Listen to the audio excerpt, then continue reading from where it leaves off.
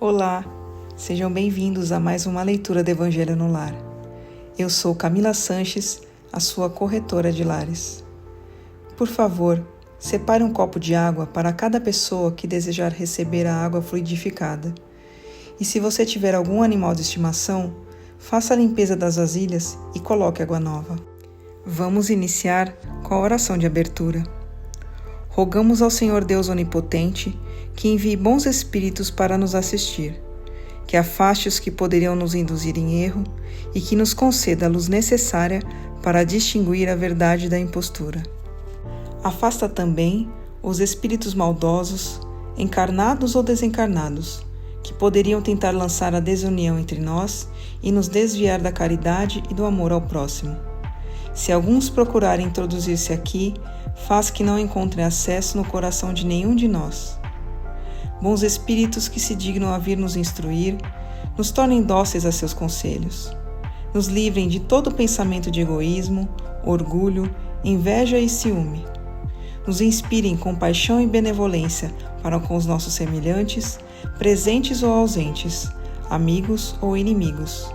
Façam que, finalmente, pelos sentimentos de que fomos animados, reconheçamos sua benéfica influência. Deem aos médios que escolheram para nos transmitir seus ensinamentos a consciência da santidade do mandato que lhe é confiado e da gravidade do ato que vão realizar, a fim de que o façam com o fervor e o recolhimento necessários. Se na reunião houvesse pessoas que a ela tenham vindo atraídas por outros sentimentos que não os do bem, abram seus olhos à luz e perdoem-nos, como nós perdoamos se vierem com más intenções. Pedimos especialmente ao espírito de André Luiz, nosso guia espiritual, que nos assista e que vele por nós. A leitura de hoje do Evangelho segundo o Espiritismo de Allan Kardec é do capítulo 22, Não separem o que Deus uniu. A indissolubilidade do casamento, itens 1 a 4.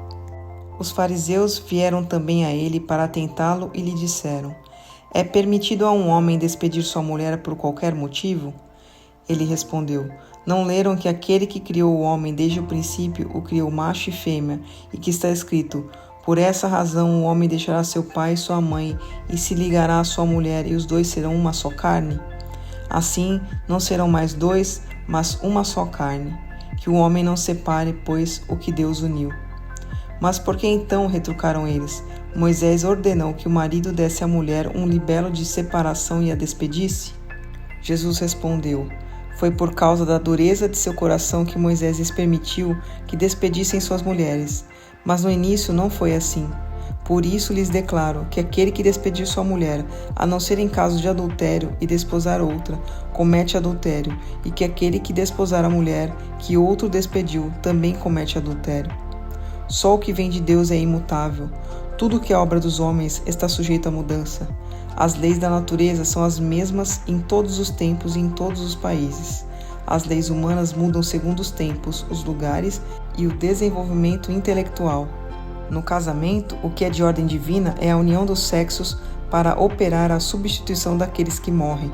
Mas as condições que regulam essa união são de ordem tão humana que não há no mundo inteiro, nem mesmo na cristandade, dois países onde elas sejam absolutamente iguais, e não há nenhum onde não tenham sofrido mudanças com o tempo. Disso resulta que, diante da lei civil, o que é legítimo num país e numa época é adultério em outro país e em outra época.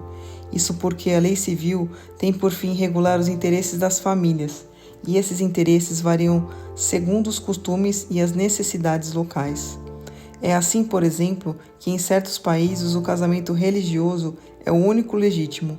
Em outros, é necessário, além desse, o casamento civil. Em outros, finalmente, só o casamento civil é suficiente. Mas na união dos sexos, ao lado da lei divina material, comum a todos os seres vivos, há outra lei divina, imutável como todas as leis de Deus, exclusivamente moral. A lei do amor. Deus quis que os seres se unissem não só pelos laços da carne, mas também por aqueles da alma, a fim de que a afeição mútua dos esposos fosse transmitida aos filhos, e que fossem dois em vez de um, a amá-los, a cuidar deles e a fazê-los progredir. Nas condições normais do casamento, a lei do amor é levada em conta? De modo algum. O que se consulta não é a afeição de dois seres que em mútuo sentimento atraem um para o outro, porque na maioria das vezes essa afeição é rompida. O que se procura não é a satisfação do coração, mas do orgulho, da vaidade, da cobiça, numa palavra, de todos os interesses materiais. Quando tudo anda bem segundo esses interesses, se diz que o casamento é de conveniência, e quando as bolsas estão bem repletas, se diz que os esposos o são igualmente e devem estar muito felizes. Mas nem a lei civil, nem os compromissos que ela faz contrair podem suprir a lei do amor, se esta não presidir a união. Disso resulta que muitas vezes o que foi unido pela força se separa por si mesmo, que o juramento que foi pronunciado ao pé do altar se torna um perjúrio se for proferido como uma fórmula banal. Daí as uniões infelizes que acabam se tornando criminosas. Dupla desgraça que se evitaria se nas condições do matrimônio não se subtraísse a única que o sanciona aos olhos de Deus, a lei do amor. Quando Deus disse, não serão senão uma só carne, e quando Jesus disse, não separem o que Deus uniu. Isso deve ser entendido da união segundo a lei imutável de Deus e não segundo a lei imutável dos homens. A lei civil é então supérflua e deve-se voltar aos casamentos segundo a natureza? Não, certamente. A lei civil tem por fim regular as relações sociais e os interesses das famílias, segundo as exigências da civilização. Por isso é útil, necessária, mas variável.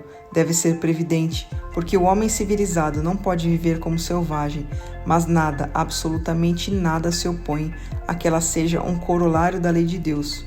Os obstáculos ao cumprimento da lei divina vêm dos preconceitos e não da lei civil.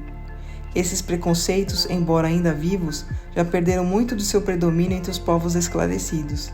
Desaparecerão com o progresso moral que abrirá finalmente os olhos dos homens para os inúmeros males, para as faltas, mesmo os crimes que decorrem das uniões contraídas em vista unicamente dos interesses materiais.